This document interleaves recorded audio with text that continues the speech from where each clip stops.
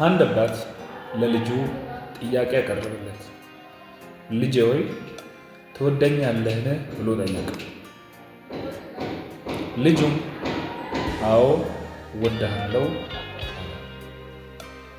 አባቱም እንደምትወደኝ አሳየኝ ብሎ ጠየቀ። ልጁም እሺ ብሎ ሳመውና ይኸው ብሎ መለሰለት። አባቱ የሆነውን አይቶ ልጄ ሆይ መሳም መውደድን አይገልጽም እኮ አለ። ትሕትና በተሞላ መልኩ ለማስተማር ስለፈለገ መውደድን አይገልጽም። መውደድን መግለጽ የሚቻለው በአንድ ነገር ብቻ እንደሆነ ነገር እርሱም በመኖር።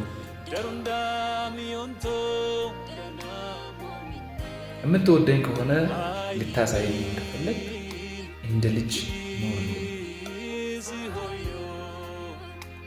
እንዲህ አይነት ጠቃሚ እውቀት ሰጪ መረጃዎች እንዲደርሱ ፎሎ አድርጉ። አመሰግናለሁ።